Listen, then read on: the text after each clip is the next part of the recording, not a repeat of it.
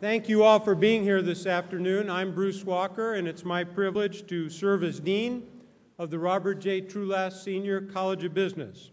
We really appreciate your attending today's Schramm Lecture in International Business. At the outset, I would offer two reminders or requests. I hope you'll check to make sure that your cell phones are off, and I'd ask that you stay until the completion of the program, including the Q&A session, so as to minimize disruptions. Our college is very fortunate to be able to bring you these lectures through the generous sponsorship of John Schramm, who for decades has negotiated and implemented international agreements, international business agreements, especially sourcing across diverse cultures. A graduate of MU's business school, John worked for Sears and then Levi Strauss during about the first 20 years of his career. And with John's guidance and I think leadership, both companies started ventures with state-run textile manufacturing firms in China. I invite you to read John's full biography in your program, but this time would you join me in welcoming and thanking John Schramm for being here today. John, stand up.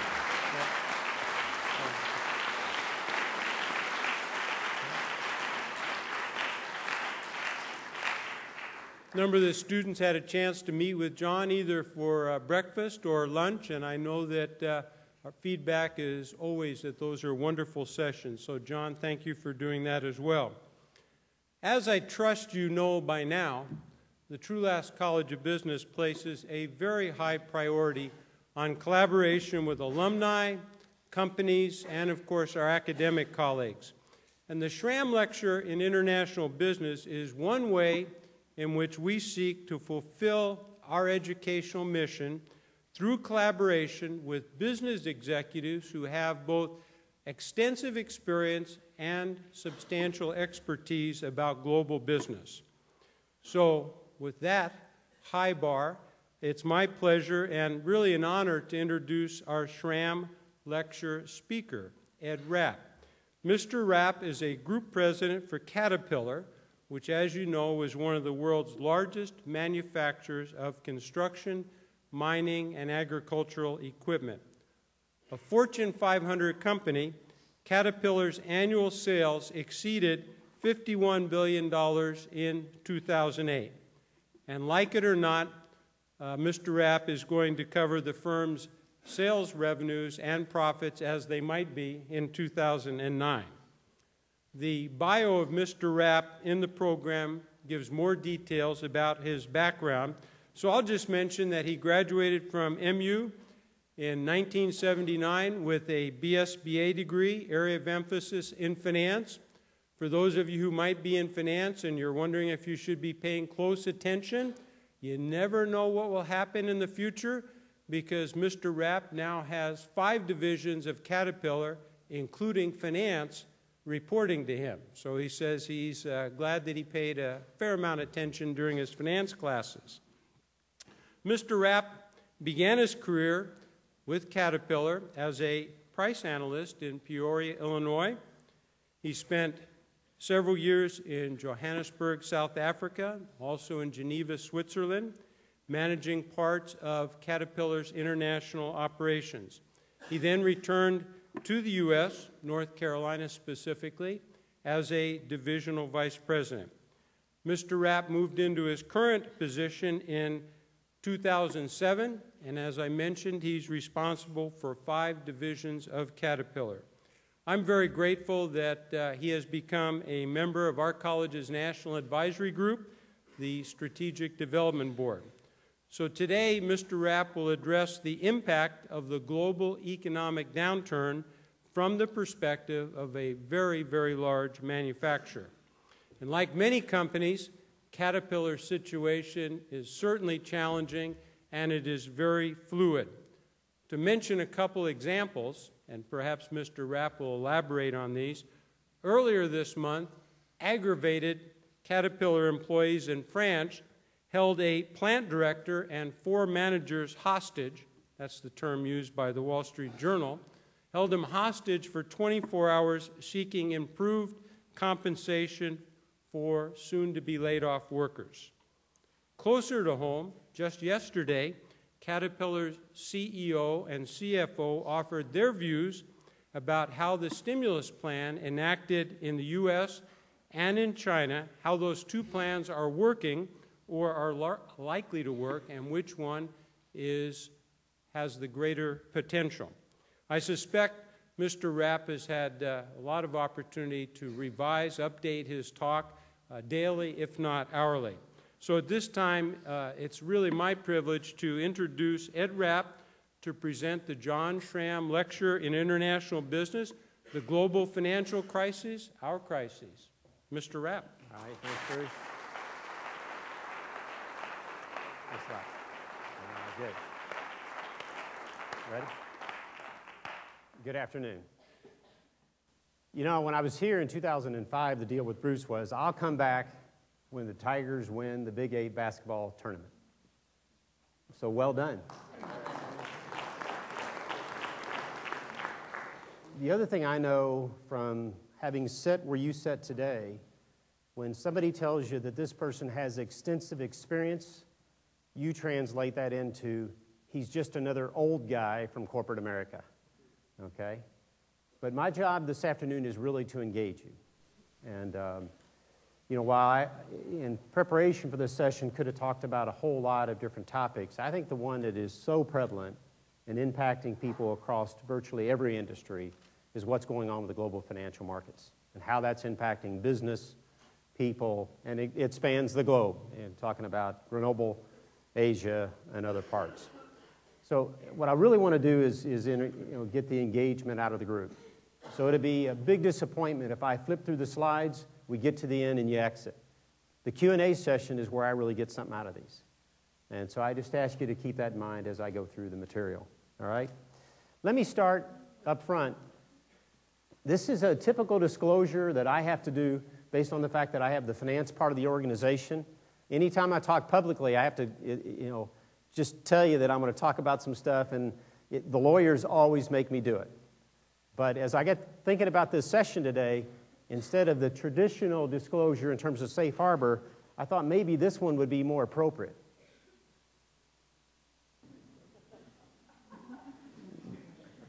What's going on around the world is disheartening, and it is tough. And it's leading to a lot of really difficult decisions. And I'm going to give you a little bit of perspective in my mind of how that happened, but then also how do we manage out of it. And I'll try to relate to it not only from a global manufacturer's perspective, but it was a few years ago since I've been in your chair, but I'll at least offer some perspective on maybe some things you may want to keep in mind as you deal through that, okay? Now, the bio is in the material, and I'm not going to take you through the steps along the way in terms of my career at Caterpillar. June 4th, it will have been 30 years. I know your parents probably tell you it's going to go faster than you think. Trust me, it does. I'd say the only line item for today's discussion that I may be focused on is the pre-Caterpillar. Every time I get up and give a talk that has anything to do with leadership, I start with, I hail from Pilot Grove, Missouri. Most of you probably know where that's at.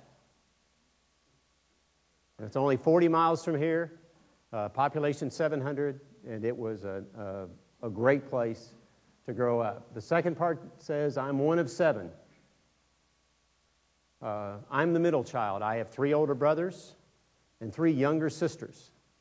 And I spend my life trying to convince my mom that I was the neglected middle child. And her response always was, when you got 7 kids, you're all neglected. But the point of that one in the Pilot Grove is I came from a great foundation, a very loving family, a great mom and dad, 6 brothers and sisters that mean the world to me. And with that foundation, I came to the University of Missouri. As you heard earlier, I actually came here to be a basketball coach, and somewhere along the way, decided finance was a great option. And in 1979, a recruiter came on campus from CAT. And I did the preparation just like you are for resumes and annual reports and all the other things. And in the back of the Caterpillar annual report was a map of the world. And I said to the recruiter, is it really possible to see all these different locations? And his response is one I've used 100 times since then. He said, young man, Caterpillar is a company that if you apply yourself, work hard, you can see the world and get paid to do it. And that's all you need to know about everything else that's on that list. I went to Peoria, I worked there, then to San Francisco, then to Johannesburg, South Africa, then to Geneva, Switzerland, then to Raleigh, North Carolina, and then back to Peoria, Illinois, and have had a wonderful time every step of the way. The other thing in the class I just had with Joe, I spent a lot of time talking about, is while I really feel good about that part of my career, the part that's even more important is my wife and I, and we'll celebrate our 26th wedding anniversary here in a couple weeks. We got 3 kids that mean the world to us. And my only advice for you as you think about your future career, if you're only going to measure your success by what you achieve professionally, you'll get to the end and it'll be a pretty shallow victory. Never forget that striking the balance is a key part to leadership. But that's a topic for another day, another discussion, okay? Just in terms of the issue of leadership, I use this picture on a regular basis. And the point of the picture is I'm still growing into the shoes of what it takes to be a good leader. You know, I remember the last time I was here, I was in a Q&A session, and a young lady in front of the class raised her hand, and she says, you know, I've just had it up to here with learning. I can't wait to get in the real world. Tell me what it's really like. And I said, I got good news, and I got bad news. The good news is the real world is a lot of fun. And we get to solve real problems. We get to take on great challenges. We get to do it around the globe. The bad news is the learning never stops. And this applies to me. I learned some great things in a session earlier today. I'm sure in the Q&A I'll pick up some things along the way. It's an ongoing journey. The structure of the learning is going to change, but it is a journey. And I always keep that in mind. So let's get to the required commercial break in terms of who Caterpillar is, in case you don't know. Most people know us by these kinds of products. You'll see them along the road. We're probably the only company that likes delays due to construction. It's an opportunity for us to do a check on market share. In fact, coming back from lunch today, one of the young ladies I had lunch with was complaining about the construction of a new facility on campus, and I said, I'm probably the wrong one to complain to. But most people identify with us in terms of the products that we build and sell. But some other statistics. First of all, we're global. You know, with 200 manufacturing operations around the world. And this is part of our heritage. Caterpillar was formed in 1925. And in our first year, we had $21 million in sales. But those $21 million in sales went into 29 different countries in the world in 1925. It's a real part of the heritage of our company, a real testament to some of the leaders back in those early days. So you'll hear me talk a lot about globalization, international business, because it's part of the fabric of who Caterpillar is. Secondly, leader. We're more than twice the size of our nearest competitor, and that's exactly where we want to be. And we spend about $5 million every day in research and development with a lot of good Missouri engineers to make sure we stay there. Because we have an absolute belief that with that type of leadership position and what the gains that come from that, it allows us to reinvest in people, capability, products, and allows us to build that leadership position. We're obsessed with maintaining that leadership position around the world. Next, heritage, more than 50 consecutive years on the Fortune 500 on the New York Stock Exchange for more than 80 years. There's a lot of companies that come and go. We take great pride in the fact that we've gone for the long haul. Infrastructure development is what we're all about. That's why when you hear global stimulus package, infrastructure, that's kind of music to our ears. That's what we do. That's what we get excited about. Growth-oriented, $22 billion in 2003, $51 billion in 2008. But I'm going to give you the other side of this thing and just how radically that number is going to change as we go into 2009. More than 300 products. We have a full array of services. Our basic philosophy is when somebody buys our product, we like to say, buy the product, get the company. We'll finance it, we'll insure it, we'll rent it, we'll buy it back, we'll redistribute it.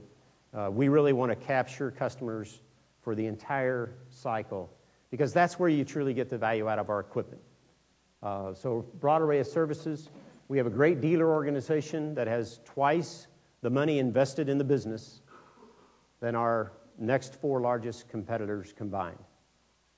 And it's a huge competitive advantage. And integrity. A lot of people debate this these days, and a lot of stories on the front page of the Wall Street Journal and everything else about CEOs and integrity in the business and the financial meltdown and everything else. We've had a code of conduct that goes back to 1975. We've had a complete outside board of directors for more than 20 years. We've had some of the governance in place that was really ahead of the time of Sarbanes-Oxley and a lot of other issues. In fact, if you go back to the 1966 Caterpillar Annual Report, flip it to the inside of the front page, it says, we think it's in the best long-term interest of employees and shareholders to conservatively manage the balance sheet. And having responsibility for that part of the business these days with the liquidity issues that exist in the world market, I'm pleased that that's been a long-standing part of the Caterpillar history. So, just a little background in terms of the company. Bruce talked about our growth. You can see the numbers 03 to 08, be it in sales and revenue or earnings per share. It's been a lot of fun. The other thing I tell you is it's relatively easy to manage in an upturn. Where you really find out how good you are is when you manage in periods of adversity and challenge. And we just released an update to our outlook for next year. If you go back to September 1st, our plans for 2009 was $57 billion in sales. That's the plan we were working toward. It was the capacity investment we were making. And we'll talk later about September 15th, the meltdown of the global financial markets. But we updated our outlook, and right now we're looking at $35 billion in sales for 2009. Now, if you know anything about a capital-intensive, asset-intensive type business, that's what we call getting whipsawed. It's a massive shift in an incredibly short period of time. In fact, this will be the single largest year-over-year change, percentage change in sales since 1931. Okay? So I'm going to talk to you a little bit. How do you manage through challenges like that?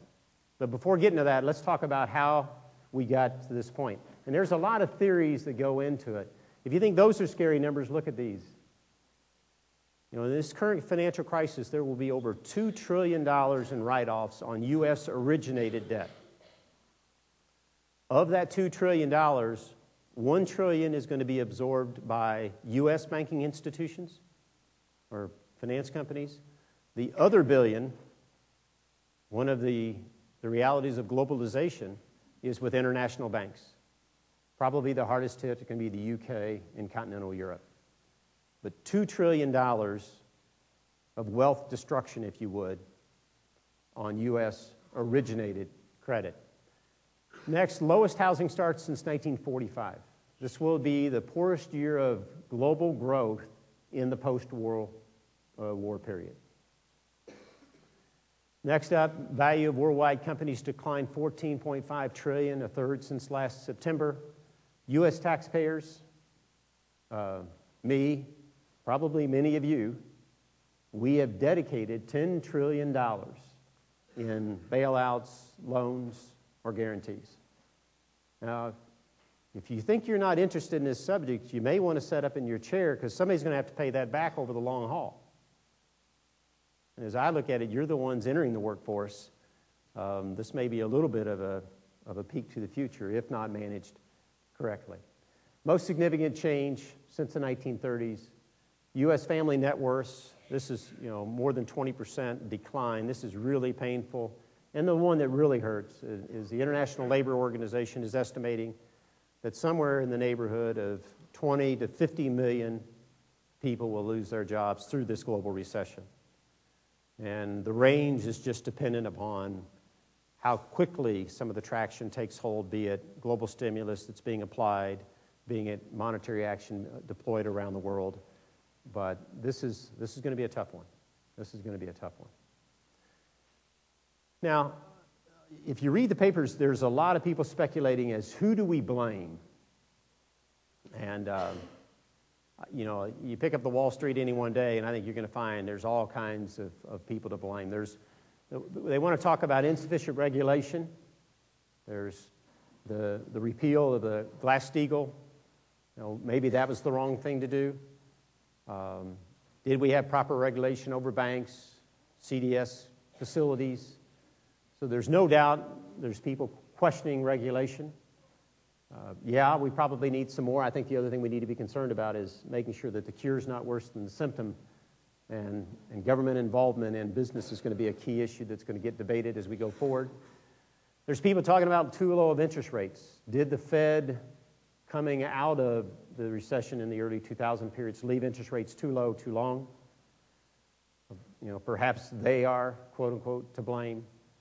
There's people that talk about, you know, the captains of industry, the finance worlds, who basically turn to John Desai to the issue of risk management.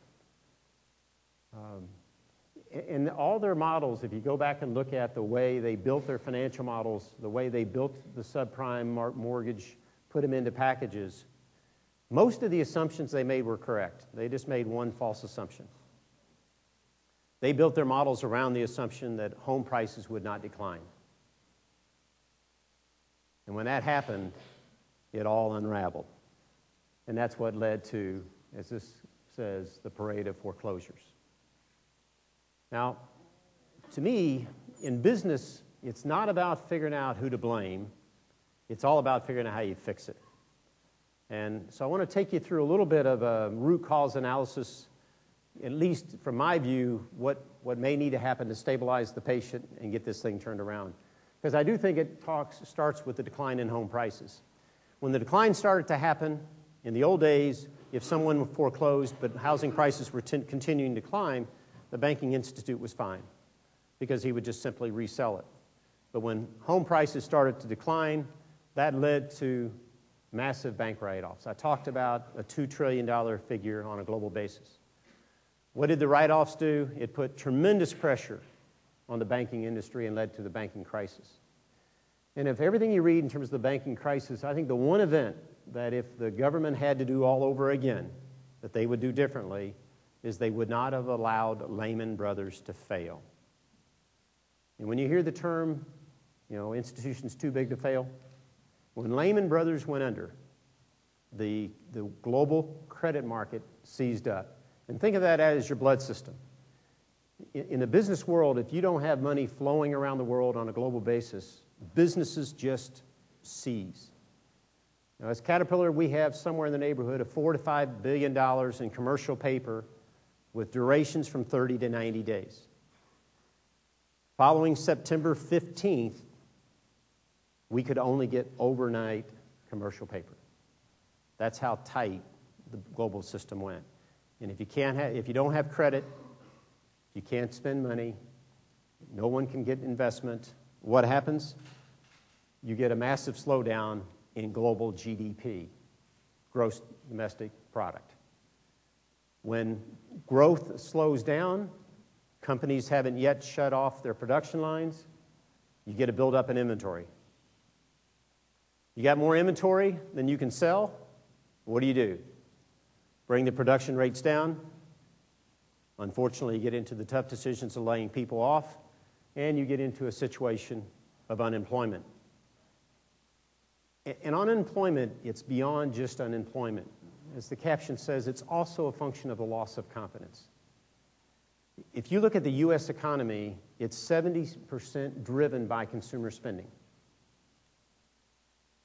And so for sure, if you lose your job, it's going to dramatically impact your spending habits, but it's also impacting the spending habits of people who have jobs because of the fear of we're going to lose our job. And internationally, that number varies. U.S. is kind of the high with 70% of GDP driven by consumer spending. China's kind of on the other end of the spectrum with about 40% of their economy driven by consumer spending. But if you think about unemployment and loss of confidence, that puts even more pressure back on home price declines, which puts more pressure on the banks, which puts more pressure on GDP. And really what we got ourselves into is a vicious cycle.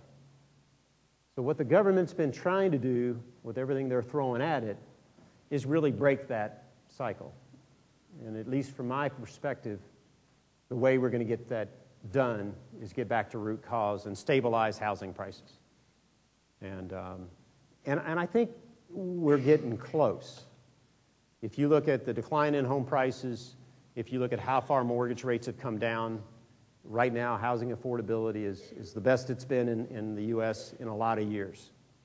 But there's still more to do. And this is just not a U.S. issue. Pulling the GDP charts up into more detail, this shows you North America. We look at Europe, Africa, Middle East, and the CIS together. Latin America, Asia Pacific, and Japan. And you can see the red 07, blue 08, and green 09. And you can see the decline. Now, like I said, worst year of global growth post-war. And the U.S., down 2.7%. Japan really struggling at minus 3.5%. And throughout most of 08, U.S., Europe, and Japan were under pressure, but it was held up by some of the growth from the emerging markets, China, India, Africa, Latin America, that were strongly, pushed by high commodity prices. But with the squeeze on credit, the halt in terms of new investment, it reduced the demand on commodity prices. And between September and December of last year, commodity prices came off. And that's really, you take the third week of Thanksgiving, the world just shut down. And, it leads to some of the challenges that we're dealing with. A lot of people want to debate, is this going to be the Great Depression again? What this chart does is kind of lays out a comparison of the Great Depression and where we're at today. And as you can see, GDP changes are dramatically different, not nearly as bad as the Great Depression. Length, we're not there yet. A key one, though, look at the money supply change. Great Depression, they took money out of the system, where today you have global governments pumping money into the system. A big difference. A big difference. In fact, there's a great book out that talks about the central banks of the Great Depression and the mistakes they made. And one of the great students of the Great Depression has been Bernanke, current Fed chairman. And so I think he's doing everything to turn the right dials to keep a repeat. You can see the unemployment rate back then hit 25%. Now, I don't want to downplay the impact of 8.5% unemployment, because that's 5.1 million people, and that's painful. But if you want to compare it to the Great Depression, a very different number. Home price change is the place where the big adjustment has changed.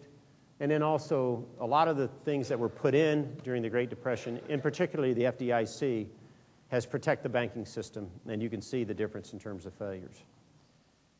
As I said, Bernanke is a real study, and if you look at the levers they've been trying to pull to avoid, if you would, another recession, the first one starts off with cutting interest rates as low as possible. I'd say on the positive side, and I give it a green here, is that there's probably been better coordination by global central banks than we've observed maybe ever, in terms of systematically bringing interest rates down around the world. And it's pretty well done, pretty well run the course on a global basis, so I'd give that one a thumbs up. The second one is put massive amounts of money in the money supply. And they're trying to do it, but it's really right now, if you look at the flow of money based on the credit standards, based on the financial situation the banks are in, it hasn't started flowing into business. I was in New York a couple weeks ago, and one of the bankers from J.P. Morgan described it as, we got about 100 people jumping up and down on a beaver dam. Right now, there's no water getting through, but we know the dam's going to break. And when it does, we'll start to get this thing to flow. We'll probably have an inflation issue and some other things we have to deal with, but it's the next key step. So I'd put it as a red because it hasn't started to happen yet. The next one, increase government spending dramatically. We track it around the globe. Rough numbers are there's $3 trillion that have been dedicated to global stimulus around the world. And if you think back to the earlier chart, with GDP driven by consumers, by the money you spend, the money I spend, if that money all gets put on the sideline and you want growth, somebody has to replace it. And that's where the government stimulus is coming in. Now, I give it a yellow because I'd like to see it better structured, especially related to creating jobs. And I think there's parts of the world that have got that equation right. I'd be fairly critical of the U.S. stimulus package. I think there was way too many special projects in there. I was frustrated by the fact that I think the government struggled to step back and say, this is not about taking care of something I've wanted to do over the last 10 years. This is all about creating jobs. I think we'll get some positive boost out of it, but it could have been better. But when you throw $3 trillion at it globally, it's going to have an impact. It will make a difference. Next up, don't support currencies. That was a key issue in the Great Depression as well as the early 80s. I think it's being managed fairly well. There's a few countries making some noise, but for the most part, good. And then the last one, don't put up trade barriers. And I'm going to come back to this one because it's a real risk that if we get into a protectionist type environment, this could really prolong this recession. And Kat's been a proponent of free trade, and I'll come back on this one in a minute. But overall, I'd say more action is required. And as we communicate with our employees internally, the one message we try to get across to them is that this is serious. This is not your run-of-the-mill recession. It's not business as usual. It's not going to be over tomorrow. Because you got to make the right decisions to run the company and to protect the enterprise for the long haul. And one of the ways we create that awareness, take a look at the list of companies on this sheet. The Merrill Lynches. You think there was a group of Merrill Lynch employees sitting around 18 months ago saying that we're going to have to get folded up and out of business? I mean, in essence. Royal Bank of Scotland, probably one of the proud banking institutions in the world, is today 85% owned by the UK government. This one is not for the faint of heart, and it's not a drill. And as a business, if you're not staying ahead of it, making the tough decisions, and protecting the enterprise for the long haul, you're really putting yourself at risk. Because every one of these companies have one, gone bankrupt, two, been absorbed, or three, gone to Washington or London or other parts of the world for help. And trust me, as hard as boards are to deal with, shareholders, or customers, I'd much rather deal with any of them than go to Washington and ask for money. And so we're absolutely focused on running our business and taking care of things at home. The other one I wanted to touch on was this issue of free trade. If you think about it, the U.S. has 5% of the world population. So how do you project yourself as wanting to be a global leader if you allow rhetoric that says you're going to put walls up around your country? And if you look at our stimulus package, it has language in there, Buy American. Now, as a bumper sticker, that may sound good. But as you start to think about the realities of competing on a global basis, as a company, do we want to compete for the benefits of a $3 trillion stimulus package, or the $600, $700 million that's going to be spent in the U.S.? As a consumer, what kind of options do you think you would have on cars today if your only choice was GM, Chrysler, or Ford, and they didn't have the competitive pressure from other automobiles? I mean, pick out your phone, your BlackBerry, your laptop, and tell me that from a cost or quality perspective, it would be as good as it is if it wasn't the product of global competition. we want to compete on the global stage.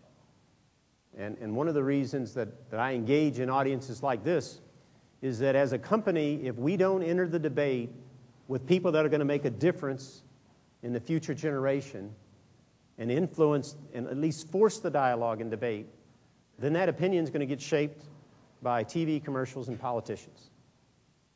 And so I tell you, if there's one thing that we have absolutely got to get right if we want to get out of this challenging period of time, keep the borders open, promote free trade, and compete on a global scale.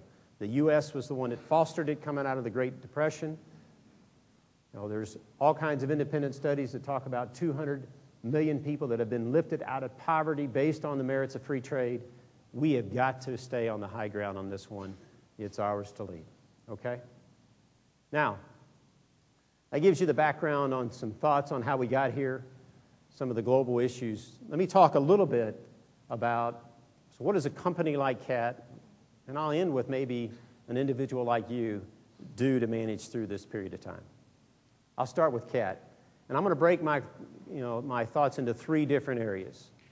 The first one I'm going to talk to you about is the power of focus and how times like this really do force a company to narrow their focus. The next one I'll talk to you about is fly the plane, and I'll explain that one when I get there. And then I'll finish up with the issue of choice and the choices that we have and the choices that you have. So let's start with the power of focus. Well-aimed spear is worth 3. Think about it. Planning for $57 billion, going to $35. Do you think at $35 billion we can do all the same things we were going to do at $57 billion? The answer is no. So in a business environment, the thing that it really absolutely forces you to do is narrow your focus to what are those few things that make the most difference relative to your long-term competitiveness. You know, if you look at our situation, we got major emissions requirements coming up called Tier 4. That's an investment that if we don't make, we won't have product to sell come 2011. So that's a priority. You know, CAT production system, making sure that our production facilities are operating at a high level of efficiency is critical when this thing comes out. Building out our capacity in some of the emerging markets with the major investments that we have in areas like China, India, and Russia, because those will be some of the first markets to come out. Those are the priorities that we've identified that we're going to continue to invest money. But I tell you what, there's a whole lot of other stuff that's going to have to go by the wayside. Now, while it doesn't feel like it most days, I'm here to tell you there will be a period of time in our future that we'll look back on 2009 and the tough environment we have, and we'll be thankful that it happened. The reason is it's a great time to really take a look at what adds value for your customer base, what truly differentiates you versus your competitors, what really makes the difference as a company. And there's a lot of other spending that's going to go by the wayside. Probably spending that in retrospect, a bunch of it should have gone anyway. Because at the end of the day, if the customer's not willing to pay for it, it's not adding value. So the first step that we've taken is we have dramatically narrowed the focus to what are those vital few things. The other thing to keep in perspective is that we're not the only ones going through this. You know, we lived in Africa. There was an old saying that if you ever saw a lion in the jungle, you didn't have to outrun the lion. You just had to outrun who you're there with. The reality of it is, when we come out of this, we want to be stronger than our competitors. And staying focused on those vital few things is part of getting that done. The second one for us is fly the plane. Now, some of you may know the story on the right-hand side about the U.S. Air flight that landed in the Hudson. Let me give you the other side of the story. On the left-hand side for you, this was a plane that was flying over the Florida Everglades. The pilots had a warning light coming on telling them that their landing gear would not go down. The pilots became transfixed on the warning light, flipping through the manuals, trying to figure out what to do, and they forgot that they had the automatic pilot on. And the automatic pilot flew the plane into the Everglades and crashed, killed every person on the plane. When they went in and checked the mechanical failure on the plane, the landing gear was down all the time. The failure was in the light. But at the end of the day, they forgot to fly the plane. Now, contrast that with a U.S. Air flight coming out of New York, going to Charlotte, North Carolina, flies in, a flock of birds, shuts both engines down. Now, do you think that pilot panicked, or do you think he remained calm and flew the plane? I decided he could probably do a better job of telling the story than I can. What you're going to hear is the audio between the pilot and the control tower as he went through and made the decision about what he did.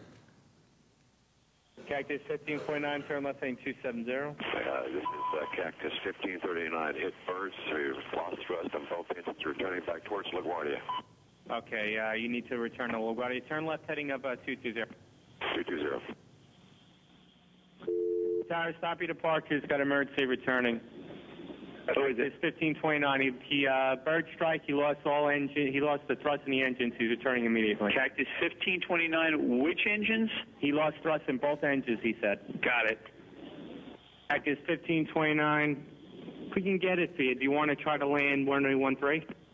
We're unable. We may end up in the Hudson. Showing 2760. Turn left 070. 070, showing 2760.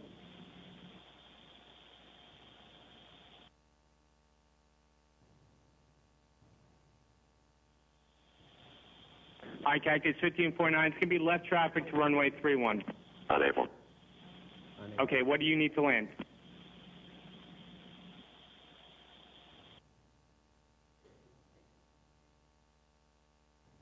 Cactus 15.9. Runway 4 is available if you want to make left traffic to runway 4. I'm not sure we can make any runway. What's over to our right? Anything in New Jersey, maybe Teterboro? Okay, yeah, off your right side is Teterboro Airport. Do you want to try to go to Teterboro? Yes. Teterboro, Empire, actually, LaGuardia departure guy, emergency inbound. Hey, guys. Cactus 1529 over the George Washington Bridge, wants to go to the airport right now. Wants to go to our airport. Check. Does he need assistance? Yes, it was a bird strike. Can I get him in for runway 1? Runway 1, that's good. Cactus 1529, turn right 280, you can land runway 1 at Teterboro. We can't do it. Okay, which runway would you like at Teterboro? We're going to be in the Hudson. We're going to be in the Hudson. I'm sorry, say again, Cactus? Say again, no response. I mean, if you listen to what he did, got to come back. They said, we got you cleared, don't have time. What about Teterboro? They opened it up, don't have time. I'm going in the Hudson. And if you contrast that to the Everglades, this guy never lost sight of what he was there to do. He was there to fly the plane. Now, in our business, we got warning lights going all over the place. We got global financial markets that are shutting down. We got industry levels that are falling to levels we haven't seen in terms of percentage declines since the early 30s. We're going through the very tough decisions of rationalizing the workforce, of taking cost out of our system. But I think as companies or individuals go through this tough period of time, it's all about grabbing the controls and flying the plane. We still have facilities we have to run. We still have customers we have to take care of. We still have product to develop for the future. And we're absolutely focused on getting our organization to understand that, to stay focused, and fly the plane. Because, back to the earlier comment, there's going to be another day when this thing turns around, and you're going to have to ask yourself the question, are you ready to respond to that need, that demand, better than your competitors or not? Key for us to be ready for that is fly the plane, okay? Now, the last one is taking you through the attitude part of it. And if I talked earlier about this being a continual learning process. If you want to read a great book, read Man's Search for Meaning. It was written by a guy named Viktor Frankl. He survived the German concentration camps. He wrote the book in 7 days after coming out of it. And there's a lot of great learnings throughout the whole book, but the one that stands out for this kind of event is everything can be taken from a man or a woman, but the last of the human freedoms, to choose one's attitude given any set of circumstances, to choose one's own way. Now, if under today's situation, in leading an organization, if the shoulders are kind of rolled over, and man, business is really tough, and this has never happened during my career, and I really don't know how we're going to survive this. You find that really gets you excited in terms of fighting through this thing, running the business, beating competition, coming out stronger. And this is no different than your situation. You're not the first student body who's come to the end of your college careers or entered your college careers in a tough economic situation. And I'll offer you've got the same choice. You're going to get your shoulders back, you're going to get your chin up, and you're going to talk about what you're going to do to take advantage of the situation. Because as bad as 2009 is going to be, it's going to offer tremendous opportunities. We're going to have customers turn to us because they know we've stood the test of time. We're going to have competitors that come under pressure, which may allow us to acquire some distressed assets. And as I said earlier, it's going to allow us to really pull the organization together, focus on those vital few things, and come through it. But this is not a time for everybody to sulk, complain, moan, and groan. It is time for thoughtful leadership to take the organization to the next level. And really, to put it in perspective, at least for Caterpillar, look at all these events. Great Depression, the 80s recession, global financial, World War II, 70s energy crisis. And at least for our company, what do all these events have in common? There were leaders at Caterpillar that led our company through every one of them. So why would we think that our generation of leadership can't do the same? We survived the Great Depression, World War II, and every major recession since 1925. The reality of it is, this one just happens to be our crisis. And as we manage through this, we're going to do it with the attitude that we're going to manage through it, come out stronger, and at the end of the day, win. And the confidence I have that we're going to win is based on the foundation that those that have gone before us have put in place. If you walk around the top, global infrastructure needs are still there. Now, I don't have to tell anybody who lives in the state of Missouri, just go down Highway 70. Meaning, at some point in time, we're going to wake up to the fact that the U.S. infrastructure system is in a state of disrepair. Roads, dams, airports, major inner city. For us, you still have the opportunity to build out Eastern Europe, the opportunities that are going to come with Russia, the urbanization that's taken place in droves in China and India, the opportunity to develop what historically has been underdeveloped parts of the world, Latin America, Africa, the Middle East. That opportunity is still there. It's been put on a significant pause button, but it is still there. The second is we have the broadest product lineup in the industry that positions us to compete for it. We have a global manufacturing footprint that allows us to build product around the world and really take advantage of those opportunities, but also puts us in a position to naturally hedge our currency exposure because of the global nature of our footprint. We have a dealer organization that our competitors would kill for. I said it has twice the money invested than our next four largest competitors. And we have a strong service business that gives us stability during these tough times. And then lastly, the one who really makes the difference, we have a very loyal customer base that's been doing business with us for a long time, that's made us the leader in the industry, and it's our job to serve them during these tough times. And based on that, I'm confident that no company is better positioned to weather this storm. And I think weathering this storm is all about that attitude that we're going to come through this and win. And I think companies or individuals that take on that attitude are going to be the ones that prevail. Now, let's take these three, the focus, the fly the plane, and the issue of choice, and I've attempted to put them in your perspective. So let's talk about, first of all, the issue of the power of focus. If I'm in your seat today in assessing what the opportunities are out there, these are just a couple thought provokers on things you may want to do. First of all, when the market shrinks, that means competition goes up. Did it get harder for Mizzou when they went through the brackets and the bracket narrowed? You draw in the brackets, it gets tougher. And so there's no time like this. The bar's been raised.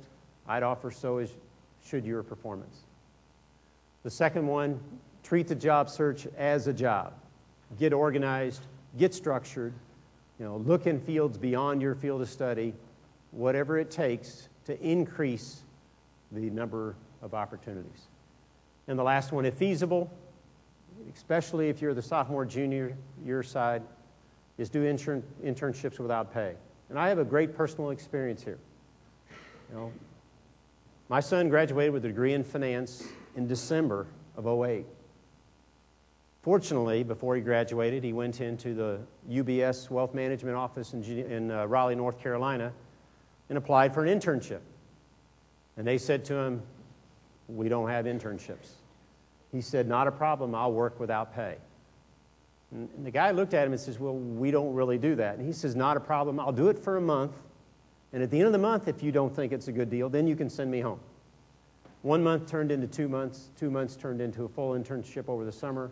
And at the end, he said, "Why don't you work part-time during your last semester?" And fortunately, at least as of today when I talked to him, he still has a job. But you're going to have to get creative, and you're going to have to get forceful, and you're going to have to look for new opportunities. The second one on fly the plane is your most valuable asset is probably the network you have. And that network spans through your friends, it spans through your parents, it spans through the colleagues you got here. You need to leverage the network, and you need to look for every available opportunity. I would suggest you to be flexible. I go on campus. Sometimes I run into students that says, I like those opportunities, but I really want to work here, and I don't want to have to travel farther than there. And for us, that just doesn't work. I think on your location, on where you go, you're going to have to open your minds up. My guess is that you're going to have to be very flexible on where those opportunities may be. Start your own business. I had a great discussion earlier with some of the entrepreneurs. You're so much better positioned and prepared to start your own business than when I was coming out of the University of Missouri. Quality of education you guys get, the tools you have at your disposal is incredible. And if you don't think that's the case, take a walk across campus, go to Middlebush Hall. That's what I came through. I don't remember any wireless. In fact, I remember finishing up my Fortran class and sitting out behind the house with a good buddy of mine and burning every one of those cards saying, "I'm never going to touch a computer again." Okay, that's how backwards it was. You got the tools, and it may be an opportunity to start a new business on your own. Next one is, a good option is grad school. And there's no doubt this school, you have some great options in that regard. And then lastly, about choice. I've seen some young individuals who have used this as an opportunity to give back to society. Volunteer, Peace Corps. There's a lot of great organizations out there and a lot of people with great needs. You're going to have to find a time in your life at some point in time to give back to society. I think it's one of our obligations, and this may be a great time to do that. It builds you as an individual, and trust me, from an employer perspective, it builds your resume. Next, be persistent. You're going to have to grow thick skin. You're going to have to get used to no. Don't take it personal. Just get up and do it all over again. And then I'd say avoid the double blank. And what I mean by that is the first one is avoid the blank on your resume. As tough as the job market may be, take something. That way, when you're out looking for the job that is that perfect job you want, you show that you currently have a job. I just think a blank space on a resume, I don't care if you're going to work at the bar you bartend while you work here, at a local grocery store, I don't care what it is. But I think an employer wants to see that the individual is willing to engage, take on tough times, and I think it's something you just have to avoid. The other blank is the blank stare. When you go into interviews, my suggestion is you go in with the attitude that I'm going to fly this plane, I've made the choice, I can make a difference in your company, and it can't be, I've had 73 interviews, I got no work, and can you please help me out? Okay? And it really gets to the last point. I know this is tough. And one of the things I prided myself in my 30 years at Caterpillar is, when I lay my head down on the pillow, I get a good night's sleep. I sleep with a clear conscience. But when you got to lay employees off, trust me, it is eating me alive. But the one thing I always keep in perspective is that my job is to protect the long-term viability of the enterprise. Yeah, we've had to lay some people off, but I'm trying to protect 100,000 jobs, the 120,000 jobs of the dealers that work with us, or the 150,000 jobs that are impacted by suppliers who feed us. So no matter how tough it gets in your pursuit of your opportunities or our pursuit of staying strong through this thing, I think you got to keep your chin up. Okay? As I said early in the presentation, the best part of these discussions is the exchange and the Q&A. So what I'd like to do now, bring Bruce up, open it up to any questions you may have. Okay? Thank you. Great talk.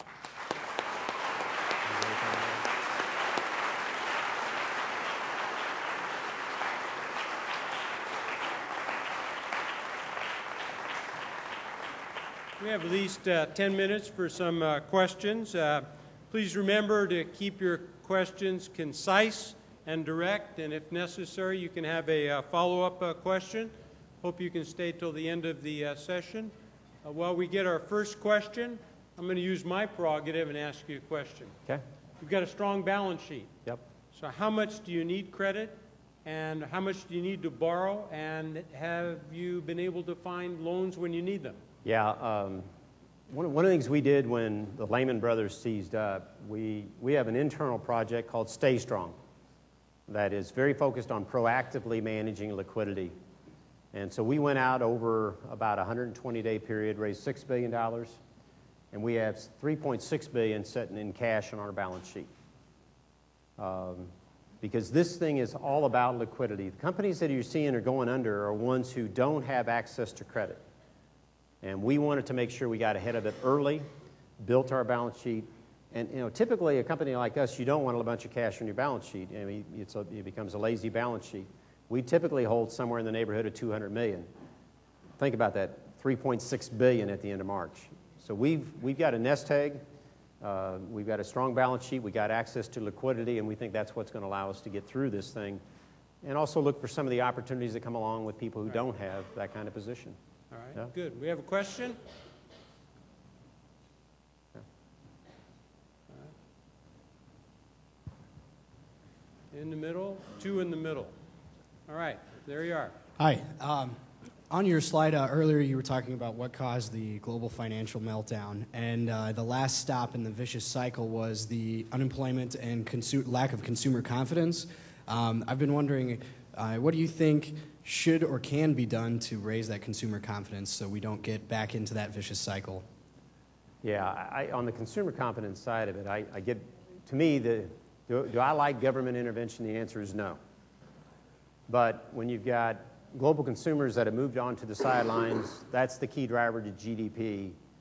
Government spending has to come in and fill that gap. And so that's why I think very responsible. You think about $3 trillion globally. When I came out of school, talking about $1 million was a big deal. Later, if you mentioned the B word, it was huge. And now we're throwing around trillions. But if I look at what it's going to take to get this thing back on track, the stimulus, which leads to employment, is what will lead to confidence. And that's why I'm frustrated by the U.S. package. It's not as focused on job creation as it could be. Now, even if I didn't work for Caterpillar, I'd be telling you infrastructure is the best way to spend stimulus for two reasons. One, Reports show that a $1 billion spend on infrastructure, roads, dams, that kind of stuff generates 50,000 jobs. The other thing is when you get done spending the money, you have something to show for it. And the U.S. backed into a tremendous competitive advantage in the late 50s and early 60s with the building of the U.S. highway system.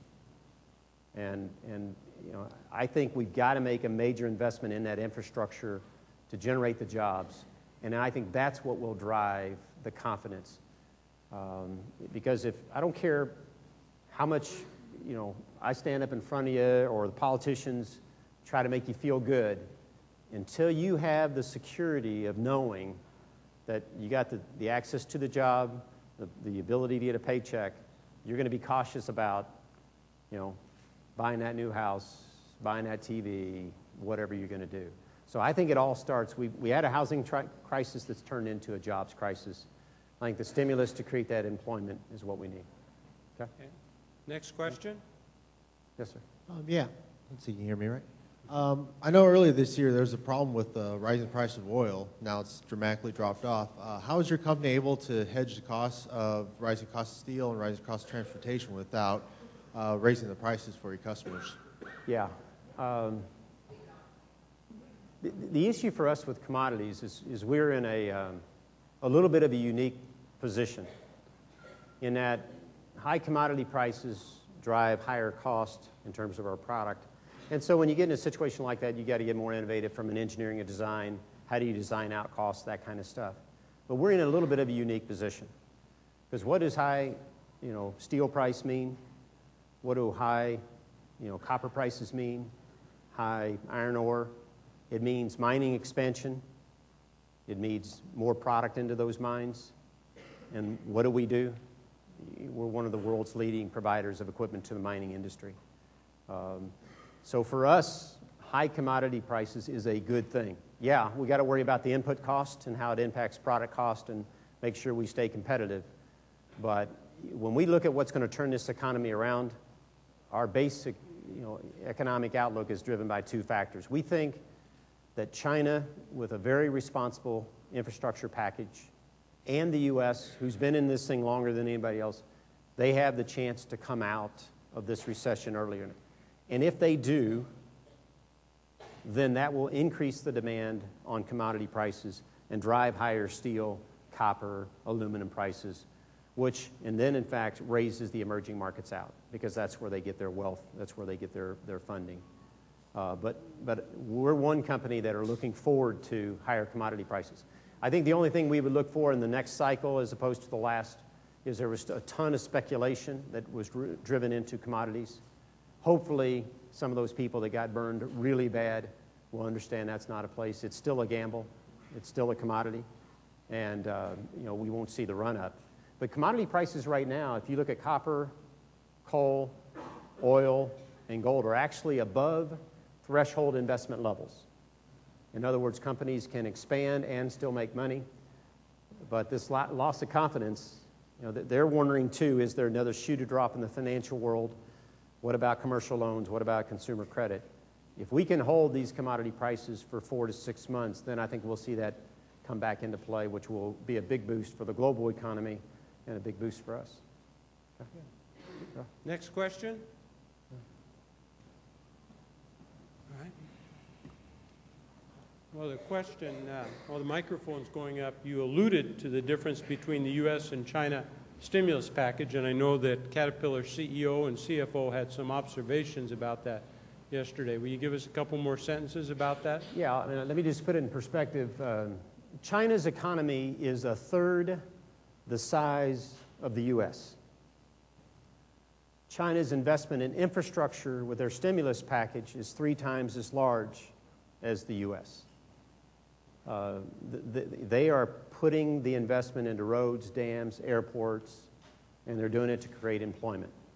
And, Jim's comment was, we just think that the U.S. would have benefited from in our view, a more responsible, more jobs-oriented type stimulus package.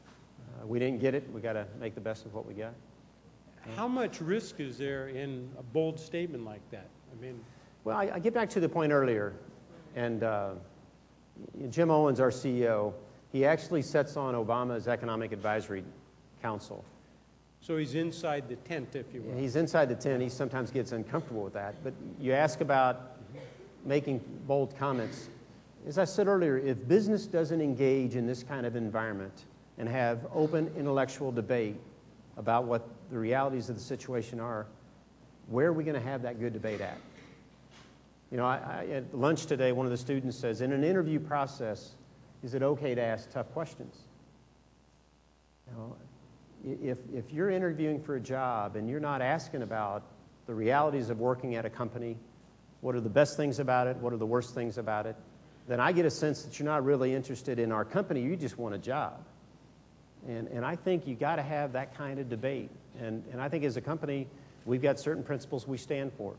You know, free trade, job creation, you know, and I think Jim's willing to stand up and talk about it. Good. Yeah. Okay, we have time for 2 more questions. We have one here.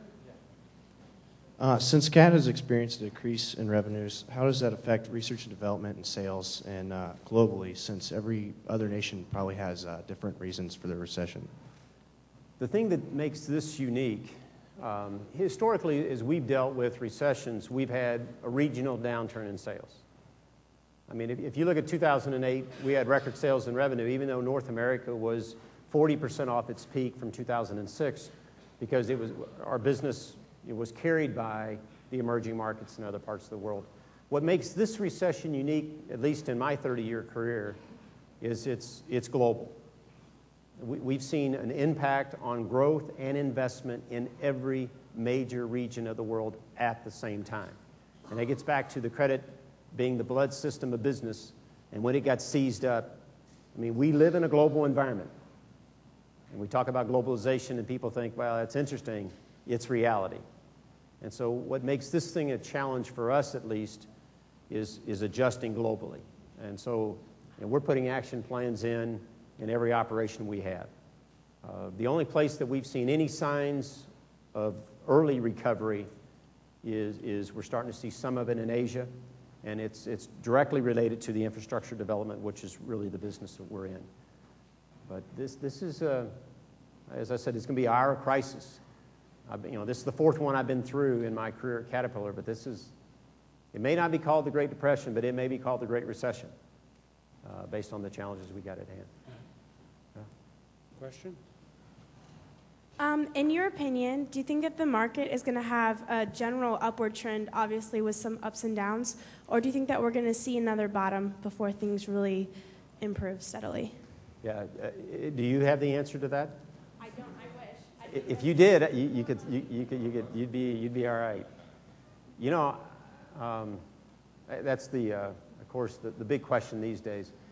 We've done a lot of work of going back and simulating past crises. We've got a very good chief economist, some really bright and talented people, and we've simulated, and we've done 2 things. First of all, for our business, the only 2 recessions that are going to compare to this one are the Great Depression and the early 80s.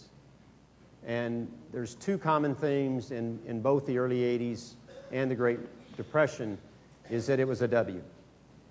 They had a massive decline, a brief period of growth, and then it went back into recession before eventually coming out.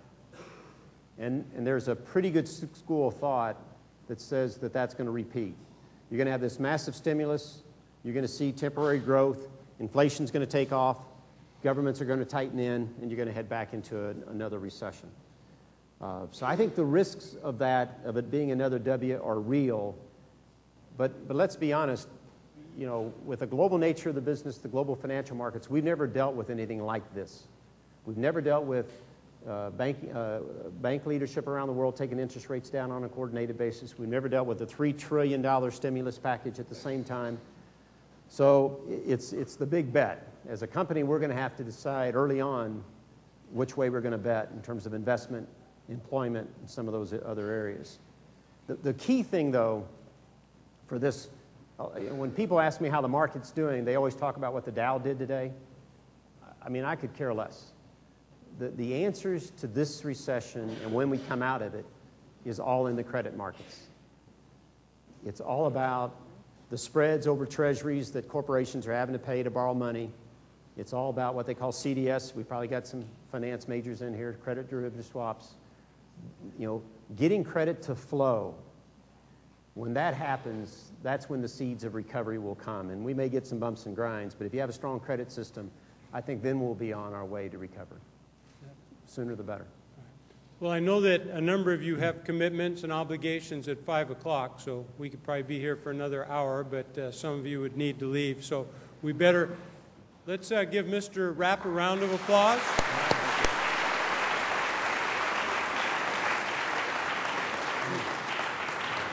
I'm going to present Mr. Rapp with a plaque on our behalf, and also we have a wonderful Tigers cap for him to wear around the world. If anybody wants some one-on-one time, come on down, and thanks again. We really appreciate it. You got a plaque for you?